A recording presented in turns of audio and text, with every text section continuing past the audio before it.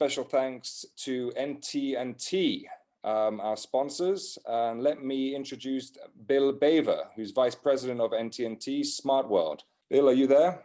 I am here. Thank you, Ross. Appreciate it. I'm going to start off a little more of an introduction as to where Casey and where Casey and Vincent came in and how we're part of the process with them. So a little bit about how we got introduced to both Casey and Vincent and both the Indy 500 and the IndyCar Series and the Tour de France.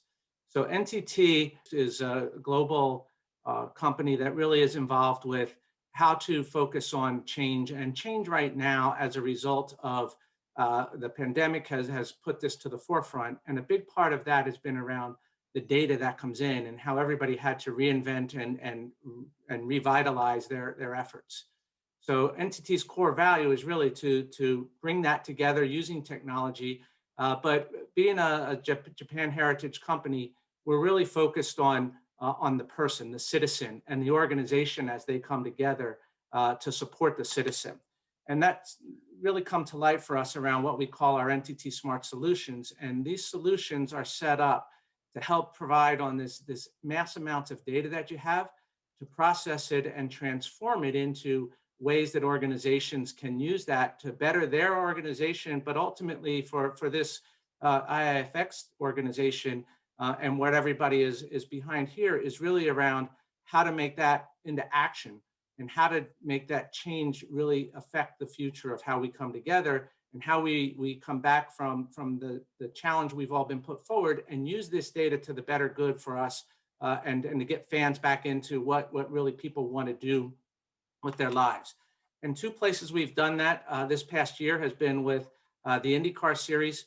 So the iconic nature of the Indianapolis Motor Speedway this year with no fans there inside the facility, we tried to bring ways that IndyCar could start to look at how to use the data that they're gathering all around to better the experience for the fan, and use this year as a way to support what they're doing, but also be positioned for how they go into the future.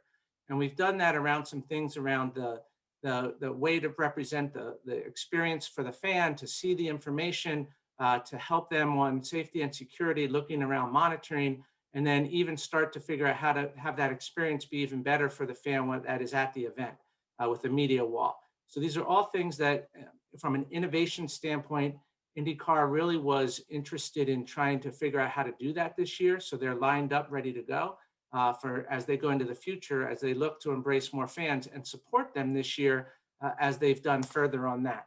And from a Tour de France side, this also from a data side was really the big part. So NTT really supported how to gather that data from the racers, the riders themselves, how to bring in the profile of them, how to give them the experience to the fan in this virtual nature, and even how to do that in advance as the tour was delayed and then brought into a hybrid experience for the fan out there, and how to keep people interested, how to keep people excited about what was happening. That was really what we tried to focus on with that, which leads us to the two gentlemen you're going to listen to here that'll give a little bit more about where they've come. First will be Casey, who is the Chief Revenue Officer for the Indianapolis Motor Speedway, which was acquired by Penske Corporation in 2019. NTT is a title sponsor for the series, but really we were focused on how to help them with innovation this year and into the future. But with the onset of COVID-19, IndyCar really, like other sports, saw a major impact. So Casey really was responsible for how to have that work together with the rest of the leadership at IndyCar, and how they turned this challenge into successfully running their races and salvaging part of their season. And he'll express how they had to be innovative, how they had to be resilient on the use of the data. And Vincent, who leads the head of digital at ASO, which is the company that puts on and really organizes the Tour de France and other events. NTT's been a sponsor there since 2014, and this year as I mentioned, it was really about how to take that fan experience in new channels, how to keep that digital world alive for the fans, and to drive interest. And the magnitude of how that increased with fans looking at things remotely and over the digital experience has been unbelievable on the increase on that side. And they'll both share about how the data side of things, how things have come together, and they've been how to be resilient for that. So with that, we'll turn over to Casey to get started. But again, wanted to just thank IIFX for the opportunity, Dr. Liu for getting us started on everything here with this organization. And we really are honored to be part of this startup. So with that, I'll turn over to you, Casey. Thanks again for your time here. Thank you, everyone, for having me. I'm excited to sort of share some of the things that we did here at the Indianapolis Motor Speedway and in IndyCar with the help of our friends at NTT and many other partners in the community and in the paddock to produce really a successful race season in some pretty trying times. So let me see if I can get my screen share. There we go. So first, I want to sort of give a quick intro of sort of who we are, what the NTT IndyCar Series is, a little bit about the Indianapolis Motor Speedway and the Indy 500. For those of you who don't know us well, I think it's important to understand who we are in order to understand our challenges. So this year, we started off the year pre-pandemic with an acquisition. So we were acquired by Penske Corporation. Roger Penske was a longtime owner and competitor here at the Indianapolis Motor Speedway in the NTT IndyCar Series and at the Indianapolis 500, having won it a record 18 times as an owner. He really felt like this was a place where his family could establish, a legacy, a place where, there was a need for somebody to step in to take ownership of both the series and the speedway and really, curate it for the next generation.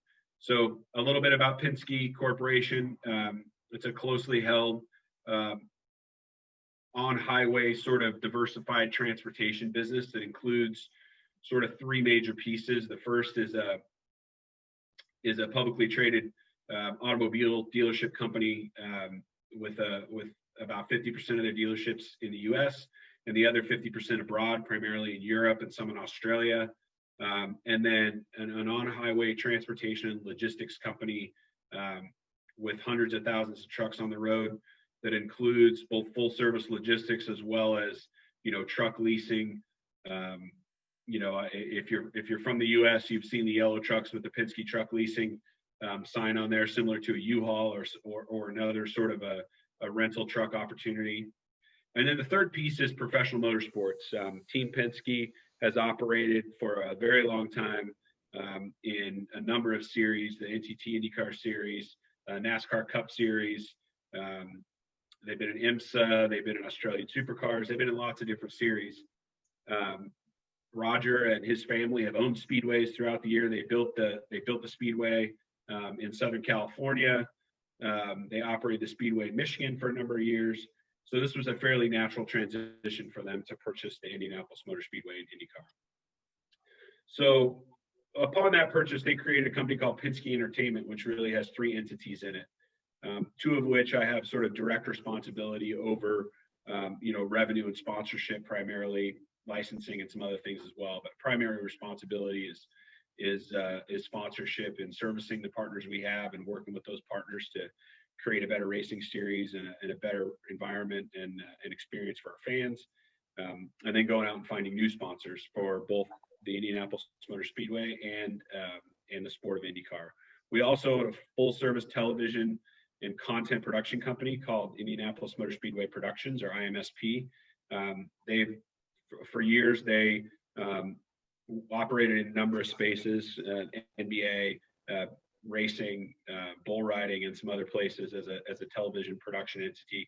We've sort of brought everything under one mission, under Roger's leadership, focusing on producing the best telecast possible for the NTT IndyCar Series, as well as producing content for our partners and for us internally, for our teams, to push out and sort of broaden the net so to speak, for fans. A little bit about the NTT IndyCar Series. So what I'll do is I'll go over the NTT IndyCar Series, who we are, what we're all about, and why why the challenges were unique to us, what some of those challenges were, and sort of how we tackled them. So that's sort of how I'll go through my little presentation here. NTT IndyCar Series strives to be the most competitive and entertaining motorsport series in the world. This year in our 14 races, we had 7 different winners, 8 different pole sitters, more than 3,500 passes. We had, I think, over 14 cars from 7 different teams on the podium. So we're very competitive, very diverse series in terms of the way that we race. We race short ovals, we race super speedways like the one right outside my window here in Indianapolis. We race road courses and temporary street circuits, all in North America, primarily in the U.S., and then one race in Toronto, although that obviously didn't come to fruition this year. We also have a tremendous international reach in terms of who our drivers are. We have drivers from a number of countries: England, Brazil, France, Australia, New Zealand, Mexico, and then obviously the United States. All of our races are exclusively on NBC Sports properties. So we do about 50% of our races on big NBC on the network. And then we do the other half on NBC Sports Network. And then a lot of our shoulder programming content is pushed through the NBC Gold product, which is their digital over-the-top network. So if you look at what our series typically looks like, this is our 2021 schedule and the map that sort of shows, we're sort of broadly, coast to coast in the U.S. There's a couple races even last year we were scheduled to be in Virginia, but you can see that and imagine the way that the sort of pandemic unfolded in the time of year that we were intending to run, how that created some challenges for us. So we were in St. Petersburg, ready to open our season. When we got on the airplane on Thursday morning, things were starting to really heat up as it related to COVID. By the time we landed on Thursday afternoon, the mayor had already made a decision to run the race with no fans. And by the time we woke up Friday morning, we had collectively made the decision with the city and with the promoter to not run the race. We had the temporary street course already set up. Teams were loaded in. Cars were ready to be on track. So it was a major disruption for us right at the very beginning of, what was going to be a very, robust and successful season for us. So some of the major hurdles that we were faced with right at that moment from the series side were keeping our fans engaged. How do we keep people interested during the pandemic? And we followed what a lot of other racing leagues had done. And we created some iRacing challenges. We were able to secure NBC Sports Network time to run those races. We pushed them through all our social channels. On top of being on television, we pushed them through all our social channels. We pushed them through YouTube. We leveraged all of our drivers and teams to get involved. Some of the guys are avid iRacers, and some of them are not. So it was an interesting mix of folks to come, sort of get involved with the iRacing. We also brought in some guests from outside, from other racing series. We brought in some F1 drivers. We brought in some NASCAR drivers to run alongside our guys in that iRacing environment. It wasn't the most ideal, the ideal scenario, but we tried to make the best of it. We had about 1 million engagements on social, over 1 million YouTube views. And we brought in a larger percentage of the younger audience that we're sort of seeking for our regular telecasts as well. So all in all, we did sort of the best that we could. The second challenge was, how do we get the most out of this sort of augmented environment, right? How do we run as many races as we possibly can, with the lessen the financial impact on us, on our teams, on our partners, because obviously, we're not the NFL or even NASCAR, where we drive, most of our revenue from television. We drive some of our revenue from television, but it's not the piece of revenue that sort of props us up the way that sort of sponsor engagements and having live fans at our events does for ourselves and for our promoter partners. So one of the things we did was we had some double headers.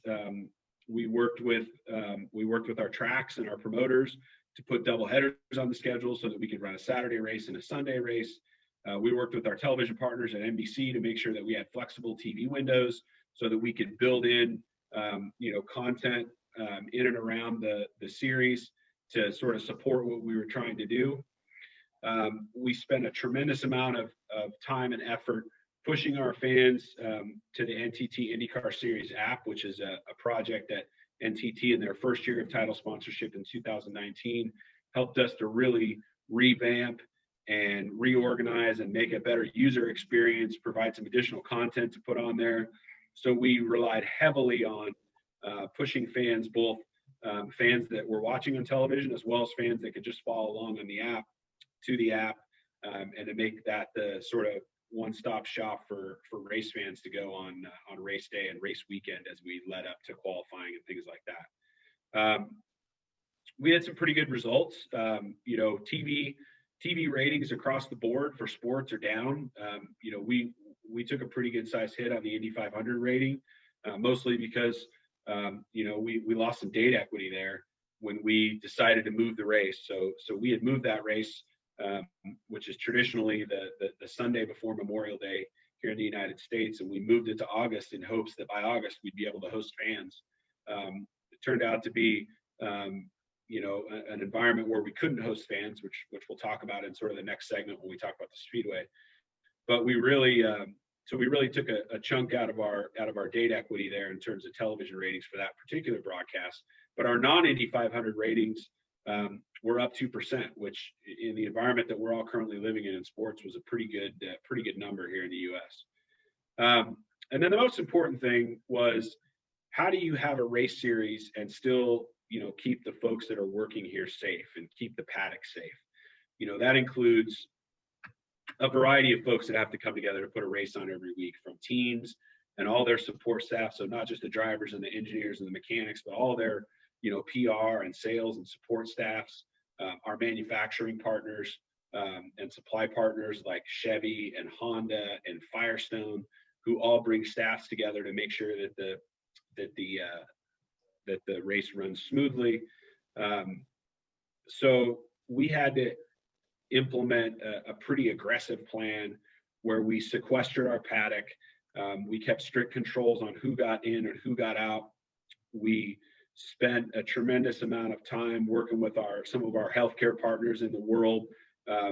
Here in Indianapolis, that might include IU Health System, which is a partner of ours, and then broadly Global Medical Response, who's a partner, and they're primarily in the ambulance business, but they do a ton of emergency response, and so they helped us put those protocols in place.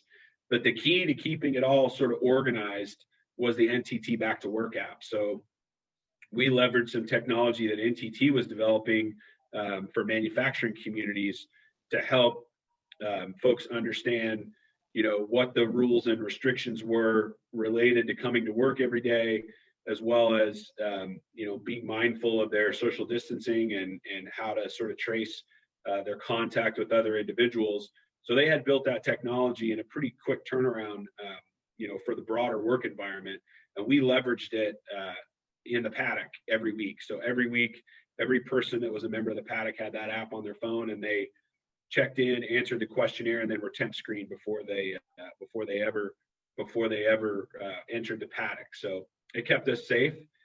We had zero competition effective COVID positives. So we had a couple COVID positives that happened, but there was minimal spread amongst the paddock.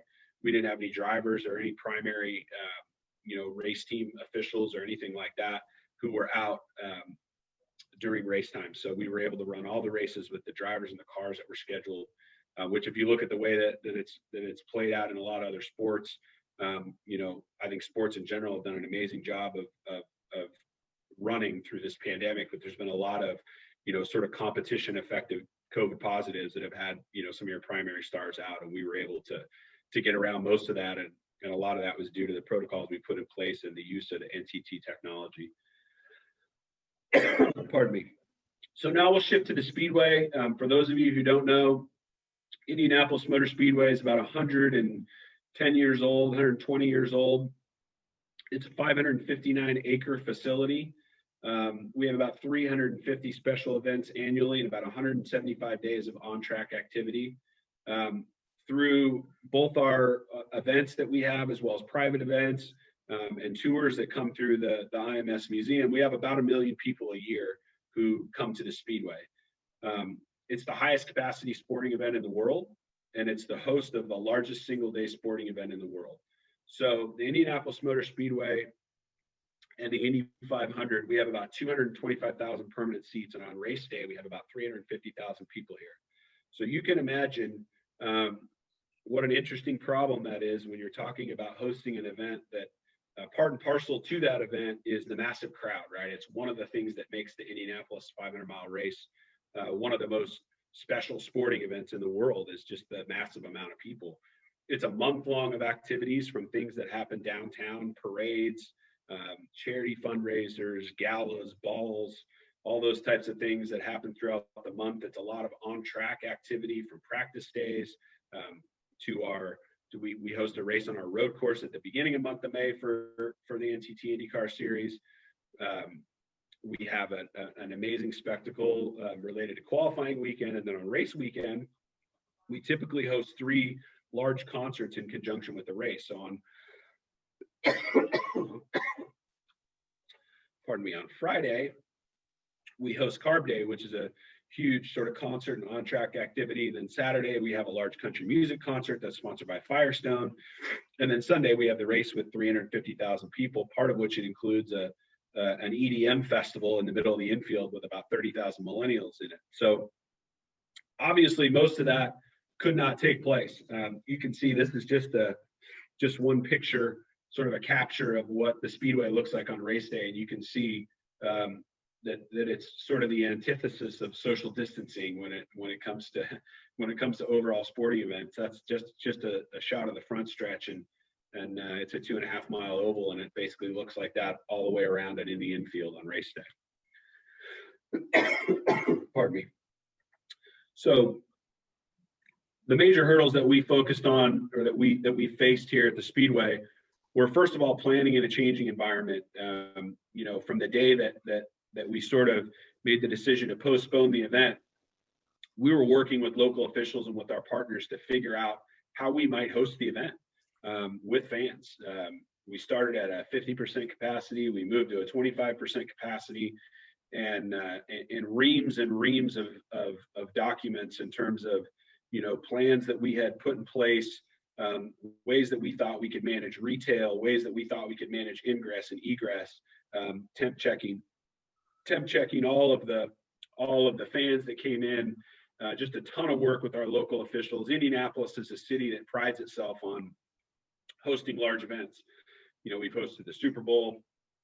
It looks like we're going to host a larger scale Final Four and NCAA tournament next year. This is what we do, particularly because the Indianapolis Motor Speedway is here, and we host the largest event in the world here every year.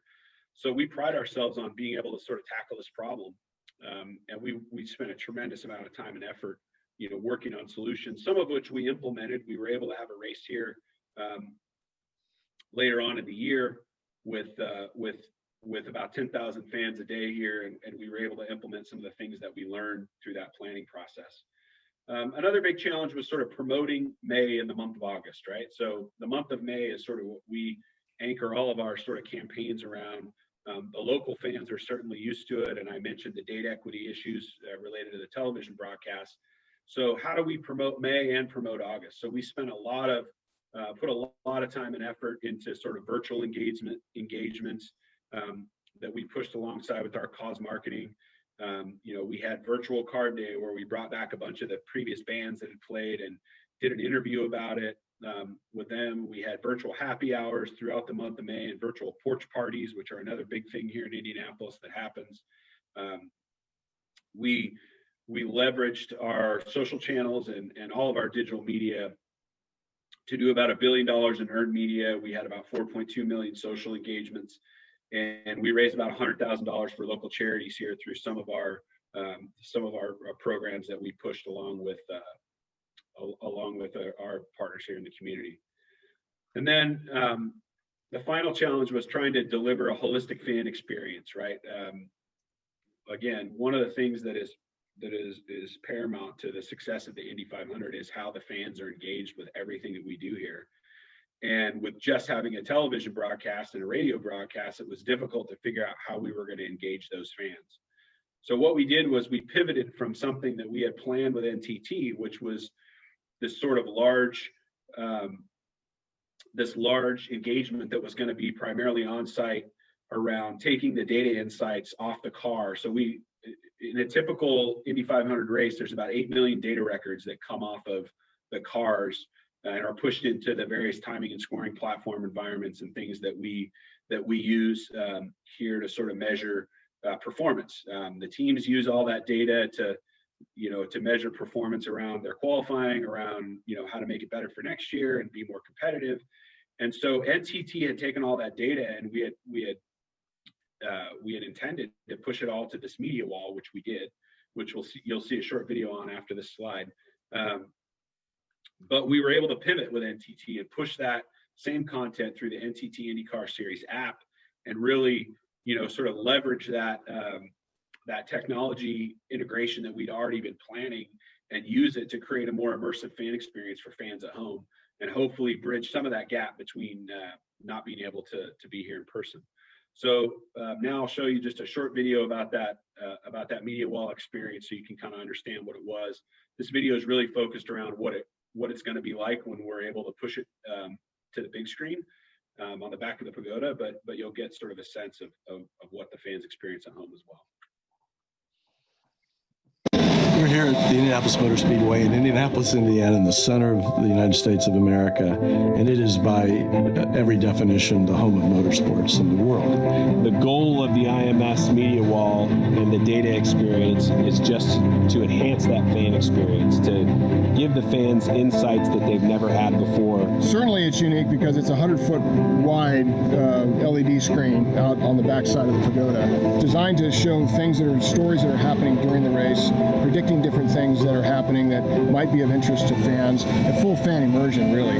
Technology is certainly an area where NTT really excels and delivers for our organization. Having a partner that is so diverse in their other business interests really allows us, to peek under the tent of literally every industry in the world and bring the best technology to work for us, both to enhance our fan experience as well as to improve the sport.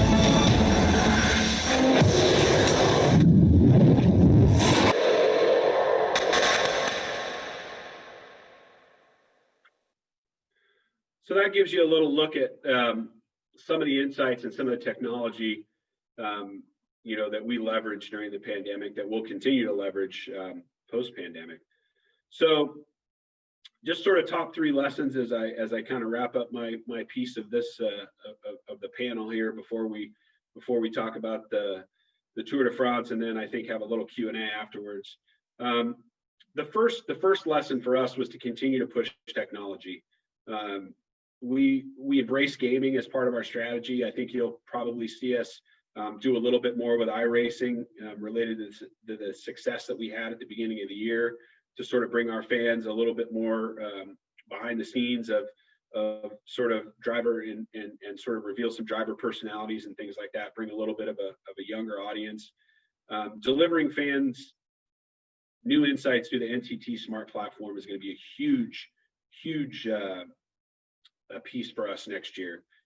We learned so much this year developing that program, and with the NTT Smart World platform team, we're going to deliver insights everywhere that we possibly can, from that huge media wall on the back of the pagoda to the NTT IndyCar Series app, to other places where fans engage with us digitally, to other tracks.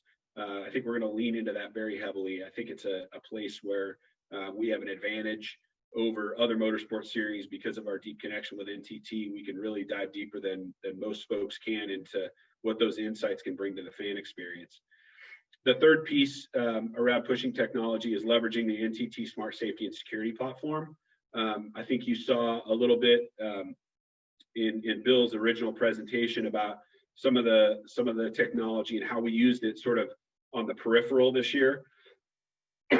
Pardon me. we had intended to use it on a much larger scale. And I think safety and security are going to be much more important related to how we manage traffic flows, whether it's a pandemic or a typical sort of safety and security threat. That's going to be a big piece of how we manage fan safety here at the largest sporting event in the world. I think content, we all knew content was the key to engaging fans. We've all been talking about it in the sports industry for the last 5 or 6 years. The content. If you weren't already leaning into content, you were way behind during the pandemic. Our team is doing a pretty good job of it, but this sort of helped us, up our game. I think fans crave information, they crave context, and they crave storylines. We need to be able to provide that to them in any place that they're willing to go find it. We need to meet the fan where they are, where they're consuming content, and make sure that we're delivering the right specific content for that platform and that audience. And then the third key is, relationships are the engine of success. We leveraged our relationships in so many new ways to adapt and survive during the pandemic. There's just no way that we could have had 14 races without the cooperation of our partners, our teams, our promoters. We found out more things about our partners than I think we knew before. We figured out new ways to work together. And I think we uncovered lots of opportunities for success in the future because of the position that we were put in during the pandemic. And I can't stress enough that, just the relationships that you create along the way in sort of your time of need can certainly pay dividends in the long run. So I think now I will kick it back to Ross really quick so that he can set up the presentation from Vincent. Casey, thank you very much. That was a fascinating presentation. I really enjoyed, especially the part about leaning into content. If you didn't lean into content before the pandemic, then you were already behind. We're going to move on to the Tour de France now. Vincent, are you there? Yeah, I'm here. I will share my screen. Hi, everyone. Really a pleasure to be a part of this conference. I will just share my screen now. Let me know if you're seeing well. Yeah, we can see that. Okay, perfect. So yeah, it's first of all, I just want to make an introduction about really what is ISO, because when I came to ISO, it's really okay. What is this organization? What the organization is really doing, and we are operating non-stadia international events in 5 sports universe. First of all, the cycling, with the most iconic one is the Tour de France. That is a top 10 event in the world. Really amazing in terms of atmosphere. We love to say that we are the biggest stadium in the world. We have around 10 to 12 million people alongside the road during 3 weeks. And this is really part of the story that we want to tell with NTT, and how to really connect all these people around the road. So this is really amazing. We are also operating in motorsports, but really a different one than the IndyCar. We are operating the Dakar, an adventure race that is definitely amazing, from Africa to South America, and now we are in Saudi Arabia. And then we have huge mass events like the Paris Marathon, the Half Marathon, the Barcelona Marathon, the Manchester Marathon in the UK, and we have plenty of events. We are operating more than 70 events per year based on these sports universe. So this is really huge, really exciting every day at work. But definitely Tour de France is the most iconic one, with amazing challenges that we're facing out, especially this year. I will just show the sound, and the video is just to show you out the emotion that you are feeling when you are working at ISO and on all our sports events.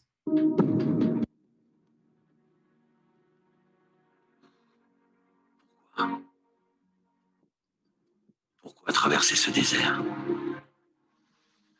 gravir cette montagne, affronter ces vents.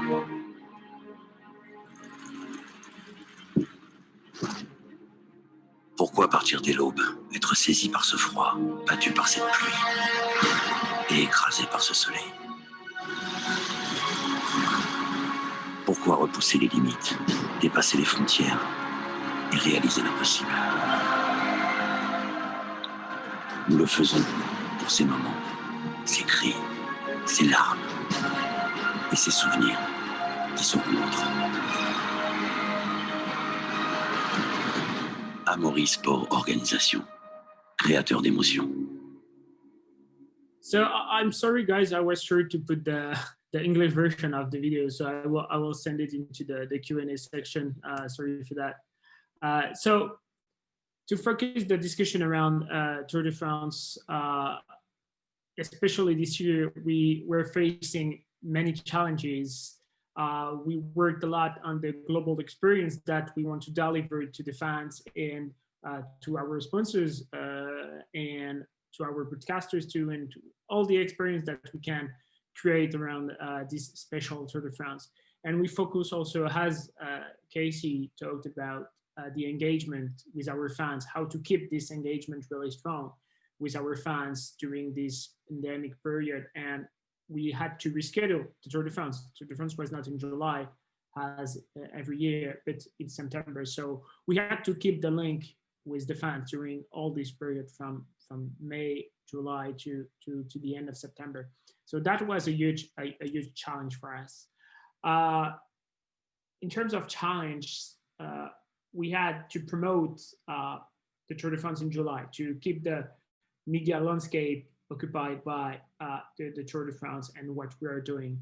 But we were really looking for with purpose because in the situation where it was not just for keeping the engagement, create value and whatever. The thing was to create some content and create some activations that can drive purpose and being able to give us the possibility to help the people that need, the charities that are a member of the Tour from 10 or 20 years now. So we had all our actions and activation charities oriented, and we had the chance to get a lot of partners involved, a lot of fans involved, and to raise more than 500,000 euros for charities during this July. So it was really amazing for us, and this is really satisfying and a huge success for us. And this definitely helped us to keep the fan engaged on what the content that we delivered on social media and on our digital platforms. And then for September and the real Tour de France, that was not the Tour de France of July, we had the challenge to really improve the viewing and digital experience. Why? Because the people were not able to come alongside the road.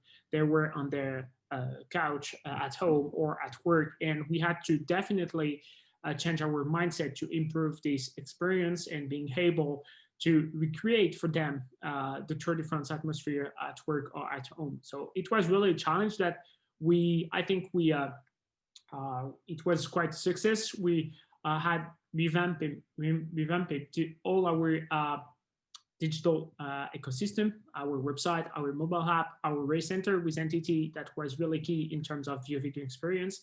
And this revamping on all our digital platforms definitely helped us to drive more engagement and driving more people engaged and connected with us on our platforms.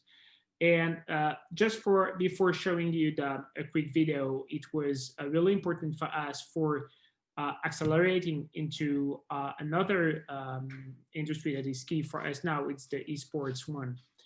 We were really observing what the esports in cycling world was doing and how the world was really moving fast on this not totally esport but virtual sports cycling world with our partners like Zwift.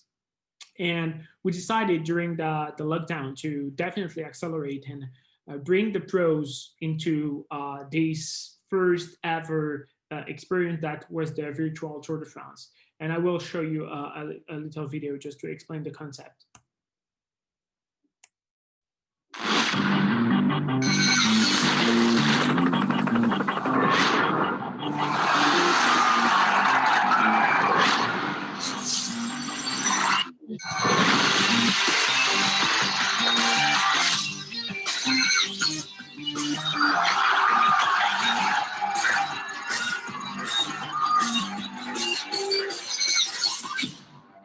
Riding for a good cause, we count on you. So it was really key for us to engage all the riders and all the teams that are part of the Tour de France to come and to participate in this virtual event. And we had, I think, plenty of riders that were really excited about coming and doing his home trainer and doing like a competition with us on the Tour de France. So it was really important for us. And we drive amazing results on this event. First of all, in terms of charities, we had like, as I told you, more than 500,000 euros generated for our associations. And then we had amazing results in terms of visibility, in terms of engagement. All of our big broadcasters were definitely excited and engaged with us on that project. We had France Television in France, Eurosport, NBC, Supersport, G-Sport, and all over the world we had many broadcasters that definitely choose to broadcast this virtual Tour de France on linear TV or on their over-the-top platform. So it was really a great success. On our also digital space, it was amazing in terms of video viewed in live or on our official assets, our website, our mobile apps, and the dedicated section of the website just for the virtual Tour de France, generating more than 700,000 unique visitors during these 3 weeks. So that's were definitely amazing. And we had another event that was really make us proud is l'Étape du Tour de France is an amateur race that with 20,000 of amateurs come in France to ride the same route of the pro, like 2 days or 3 days before or after the pro come on the Tour de France route. And this stage is just an extraordinary experience for the people that can come and participate during 1 day at this event. So we duplicate this event on Zwift, and we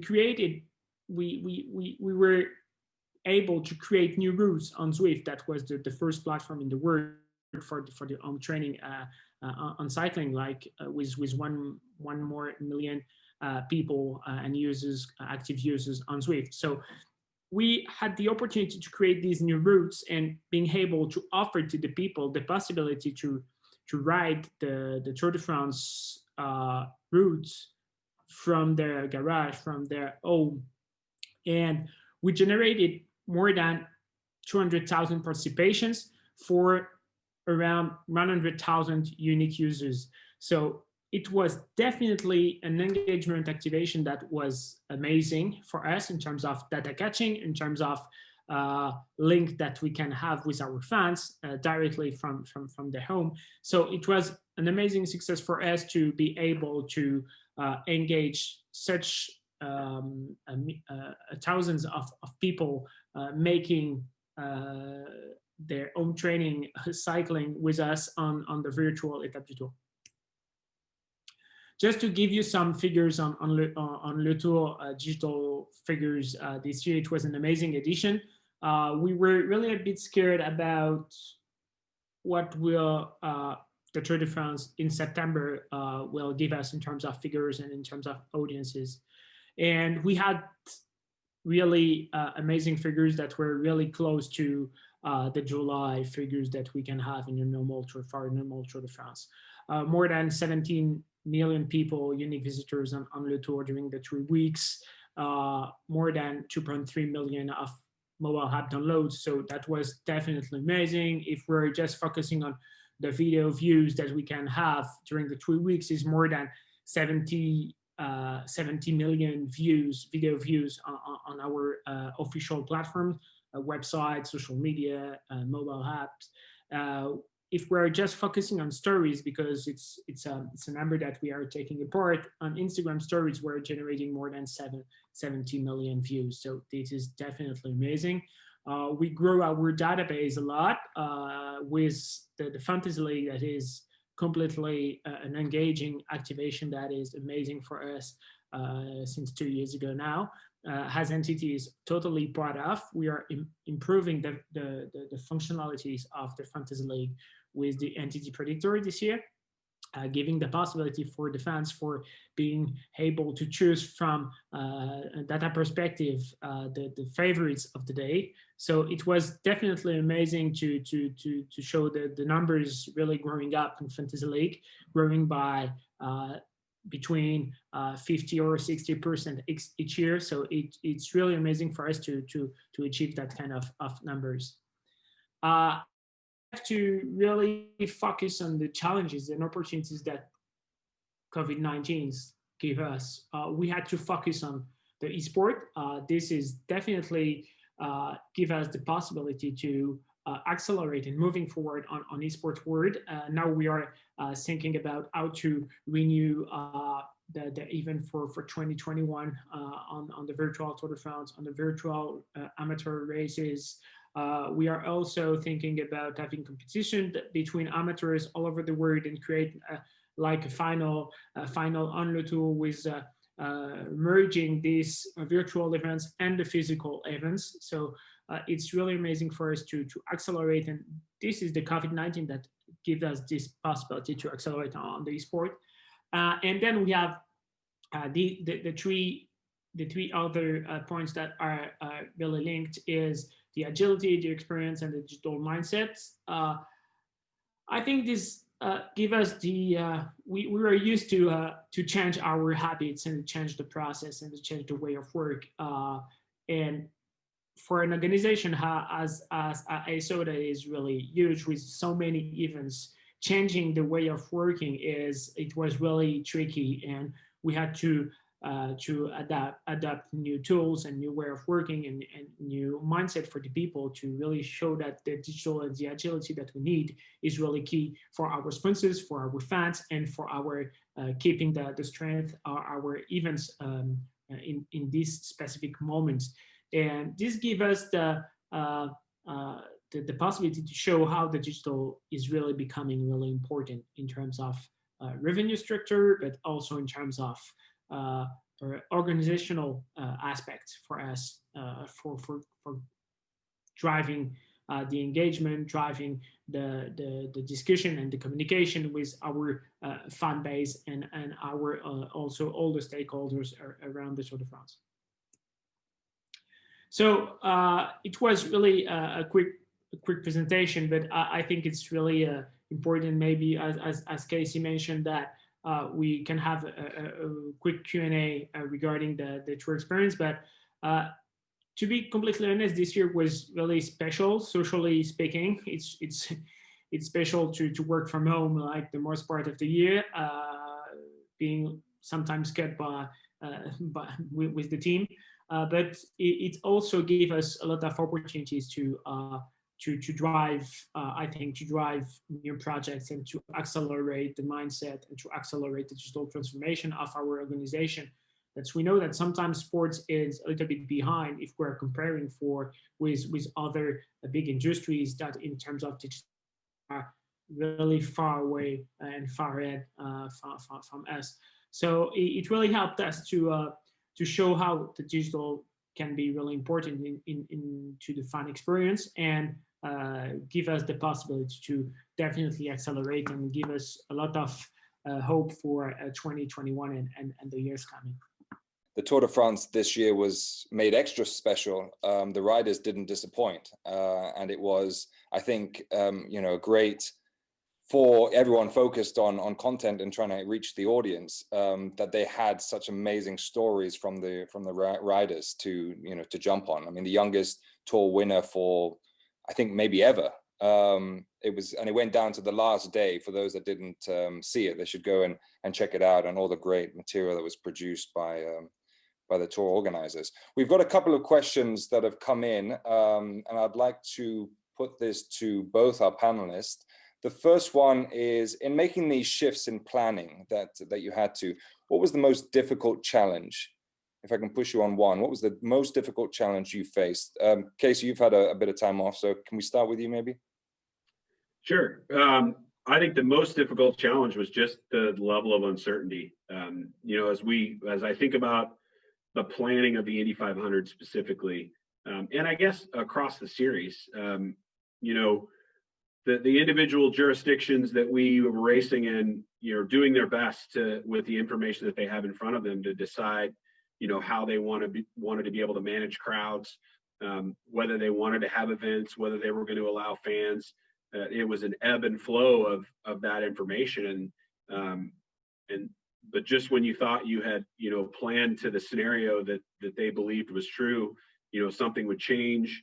One of our races at Mid-Ohio this year, we had a yes from the governor and a no from the mayor, and then we had a yes from both, and then we had a no from both, and then about a week before the event, the numbers got to the point where they felt comfortable, and we got a yes from both. So we were able to host a small amount of fans there, but put a tremendous amount of pressure on Jay Fry and his team at IndyCar, who are trying to plan the race, and then the local promoter. Similarly, here in Indianapolis, we're having daily conversations with public health officials locally, and they set a group of metrics up in terms of positivity rates and things like that they would be comfortable with. And you invest resources into planning around that, and when those metrics change, everything changes with it, and all the time and effort and investment that you've put into this planning scenario gets changed again. So I would say uncertainty is by far the biggest challenge that was presented. And Vincent, what was the most difficult challenge you faced? I think Casey was definitely worried, and I think it's more exactly how to be organized and how to plan to create a lot of content activation regarding this level of uncertain that your event can take place. But I think on our side, it was really a huge challenge to adapt the way of working and how the people are definitely working the processes, the tools, and we were really far away of a digital level of maturity that can definitely, now it's way more better than before the lockdown and the pandemic, because we had to adapt our way of working. And I think this was the biggest challenge at the beginning of this pandemic, to definitely adapt how we are working and how we are delivering our events and our fun engagements in all the aspects. Okay, and then in terms of lessons learned, what were some of the biggest lessons learned related to the events in terms of restarting operations in a COVID environment? Can you expand on that? I think we learned a lot of lessons about how to engage our fans. We sort of had to go out and create new ways to engage. Like I said, we were already, I think, doing a fair job of pushing content, but this sort of pushed the envelope in terms of what we had to come up with.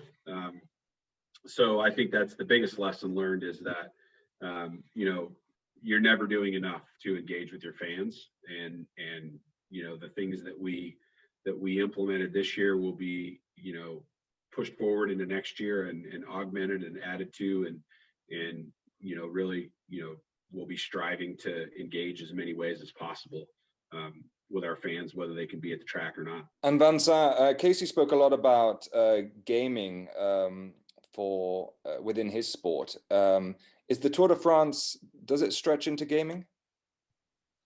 Yeah, as I explained, that this period definitely helped us to move forward on the sports side and the virtual sports side with Zwift and the first ever virtual Tour de France. And this definitely helped us to accelerate and move forward being involved now in 2020 in the esports world. That was definitely not a priority at the beginning of this year, but this helped us to really move forward in that.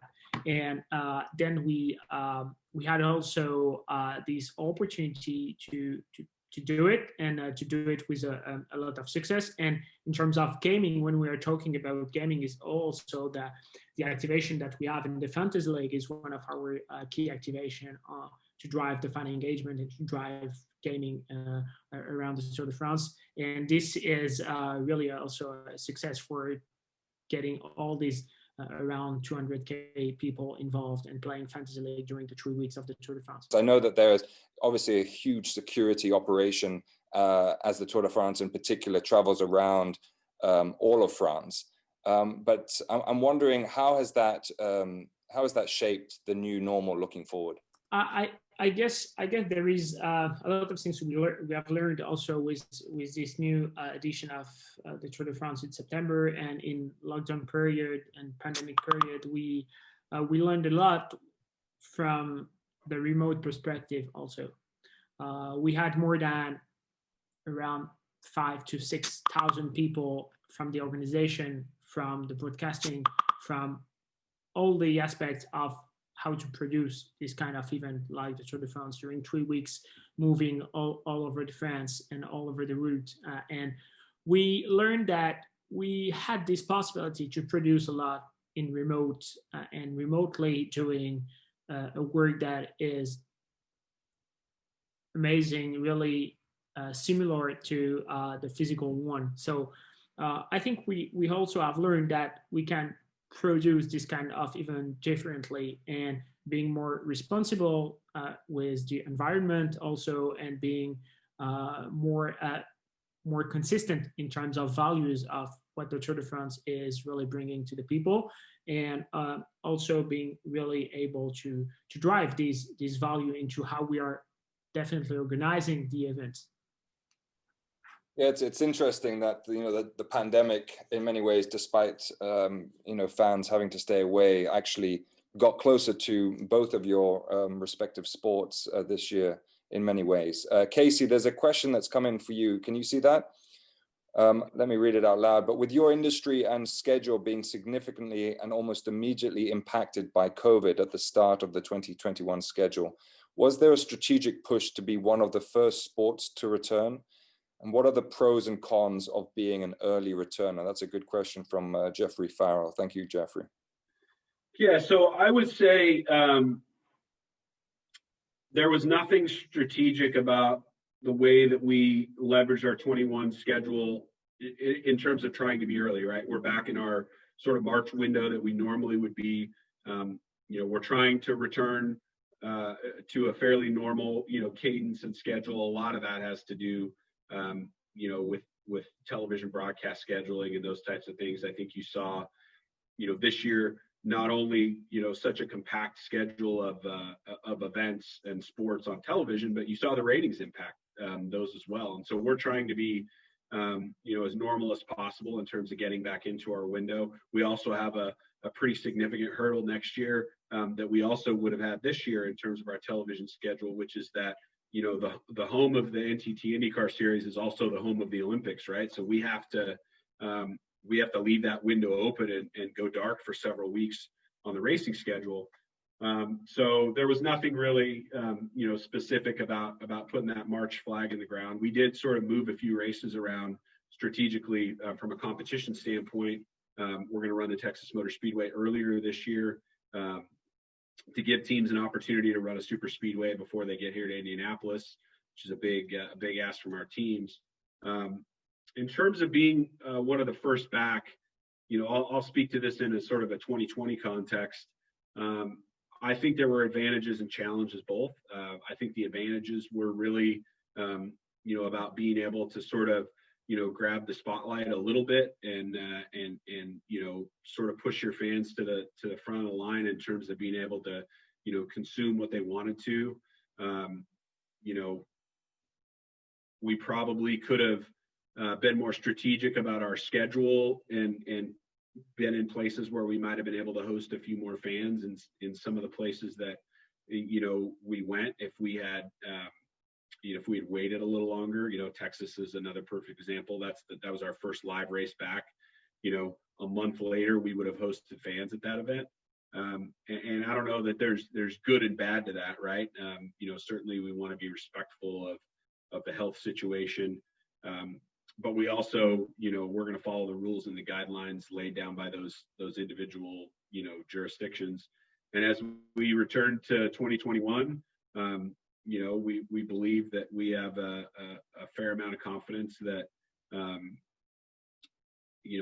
with the new emerging sort of news about vaccines and, what we think that the spring is going to look like, that, we'll probably be still in an environment where, it'll be important to have social distancing protocols related to the way that we manage ingress and egress, to the way that we manage our concession lines and things like that at all of our races. But we believe that we'll be hosting fans at most of our events when we come back starting in March of 21, and certainly by the end of May here in Indianapolis.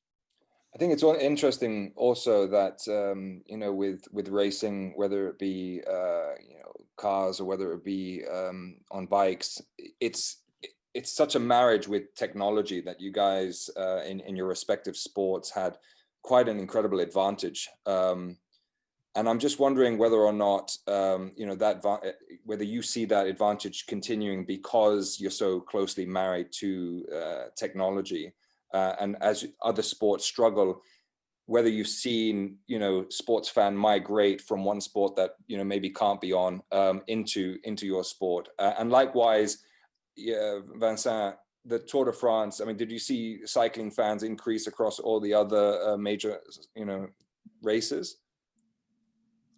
Yeah, I think we had an increase a lot on this particular event this year because the people were not totally alongside the road, and we had a lot of people involved in our digital landscape that were not totally involved the years before.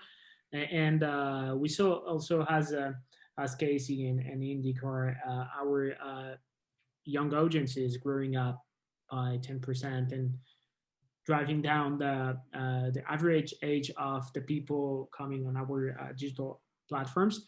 So yeah, definitely we saw that kind of evolutions regarding the population and the people involved with our digital platforms.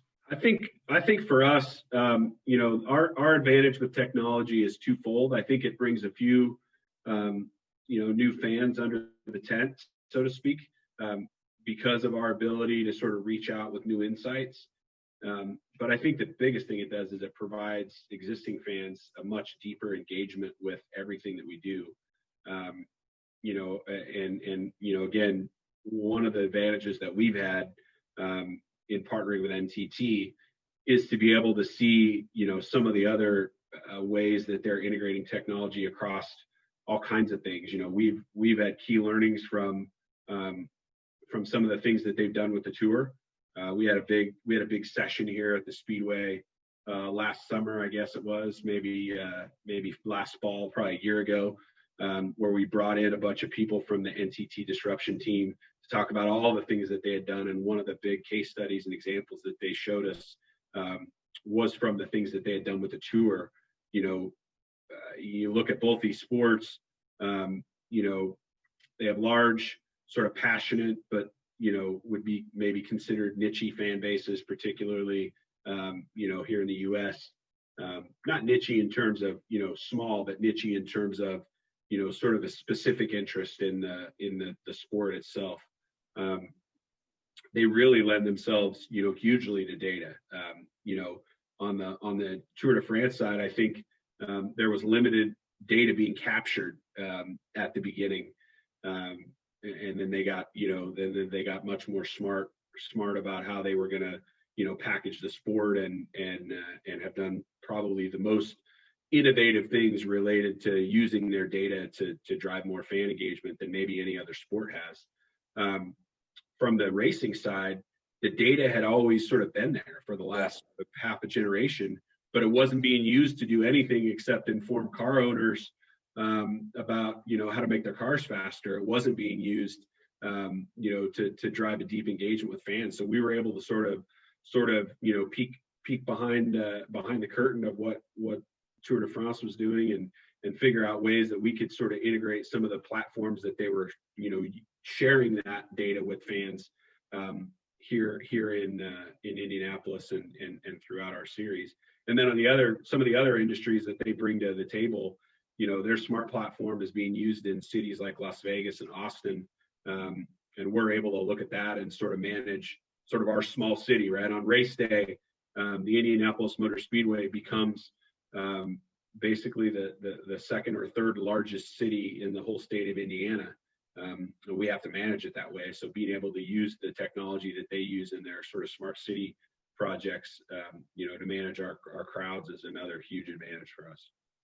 Yeah, there's a lot of discussion about personalization in sport now, with that technology being made available via mobiles, and the fan experience being so much more integrated. How much are you listening to the fans? Like, how much is that sort of set up now in terms of really hearing back from the fans about things that they have thought about, the innovations coming from the fan?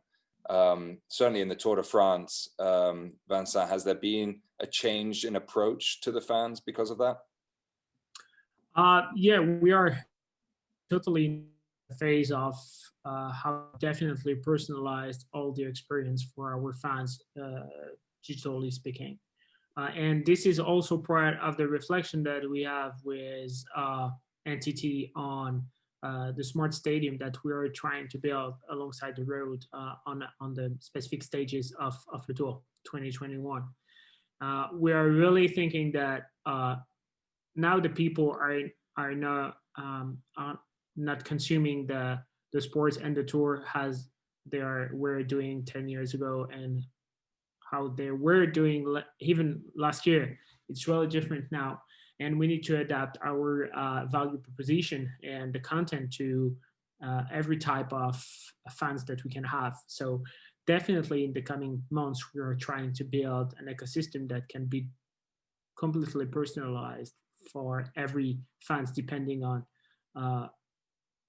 where he's coming, which team is really liking, which riders is its favorite, or how is it engaged with the Tour.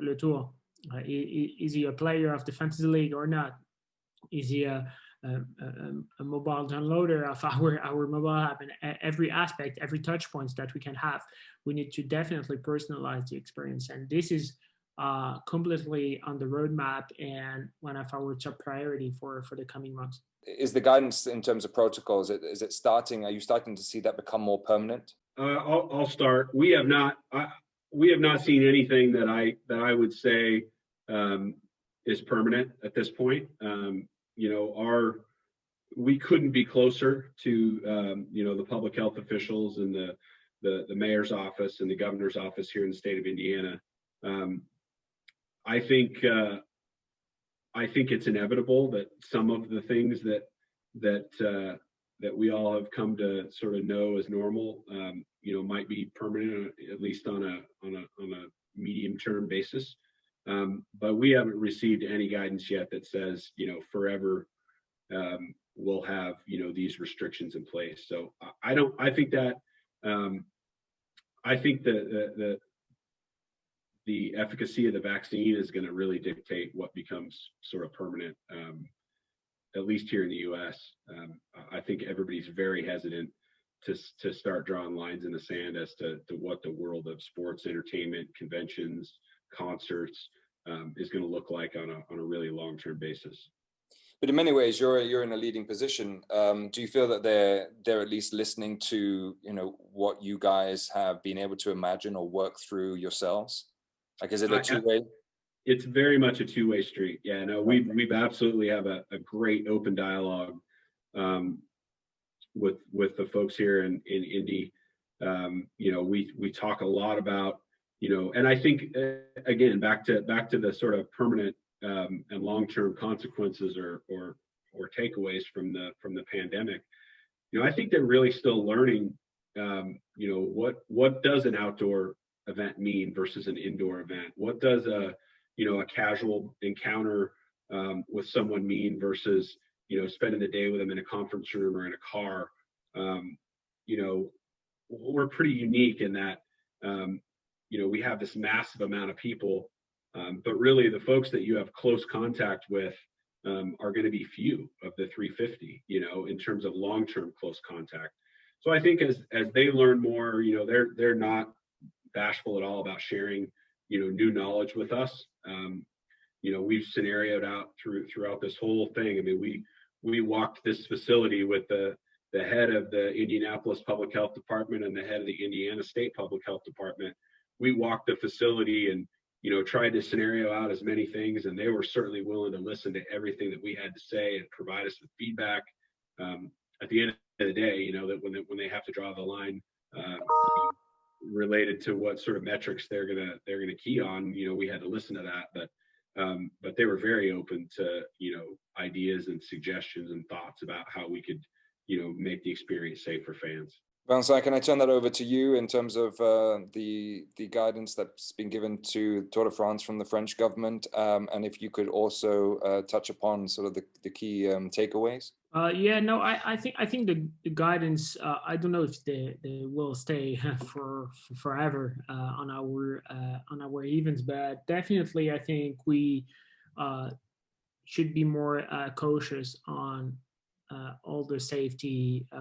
I think aspect that we can put in place in terms of else for the riders and for the all the teams. I think this can definitely be an aspect that we have to reinforce and that we will keep on our mindset maybe. But we definitely hope to be able to come back as a normal situation alongside and being able to cheer and to share and to be able to get this feeling and this emotion back as we did last year. So definitely the guidance will be there for I think a few months and maybe 1 year, and then we definitely hope that we can go and move forward and being able to get back to the normal situation.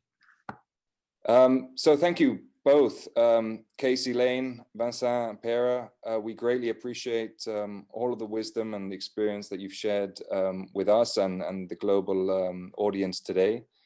Thank you again to Bill and to NTNT, whose generous sponsorship made this panel possible.